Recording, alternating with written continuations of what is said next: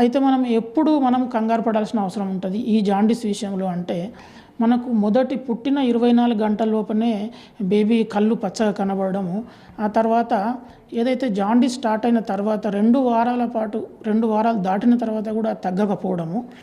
So తర్వాత baby యొక్క stool colour కూడా మనం చూసుకోవాలి, ఏమన్నా వైట్ కలర్లో వస్తుందా లేకపోతే యాష్ కలర్లో కనుక మనకు స్టూల్ పాస్ చేసినట్లయితే, ఆ తర్వాత బేబీ కనుక ఏమన్నా డల్ యాక్టివిటీ ఉండడము, తర్వాత ఫీవర్ రావడము, ఈ 4 విషయాల్లో మనం కంగారు పడాల్సిన అవసరం ఉంటుంది. వెంటనే డాక్టర్ గారిని సంప్రదించాల్సిన అవసరం ఉంటుంది. అయితే ఈ ఫిజియలాజికల్ జాండీస్ కాకుండా ఇంకొకటి పెథలాజికల్ జాండీస్ అని కూడా ఉంటుందండి. ఇది కొద్దిగా తీవ్రతరంగా ఉంటుంది, ఇది రోగాన్ని సూచిస్తుంది. కాబట్టి ఇలాంటి సందర్భాల్లో మనం చికిత్స చేయాల్సిన అవసరం అయితే ఉంటుంది. మెయిన్గా ఈ పెథలాజికల్ జాండీస్ విషయానికి వస్తే ఫస్ట్ది వచ్చేసి మనకు బ్లడ్ గ్రూప్ ఇంకంపాటబిలిటీ, అంటే తల్లికి RH నెగిటివ్ గ్రూప్ ఉండి బేబీస్కి ఏదైనా పాజిటివ్ గ్రూప్ ఉన్నట్టయితే, లేదా తల్లికి O గ్రూప్ ఉండి బేబీస్కి AB కానీ ఉన్నట్టయితే ఈ మనకి ఇంకంపాటబిలిటీ స్టార్ట్ అయ్యి RBC బ్రేక్ డౌన్ పగిలిపోయే అవకాశం ఉంటుంది. దీనివల్ల రక్తంలో బైలిరూబిన్ స్థాయి ఎక్కువ కావడం జరుగుతుంది.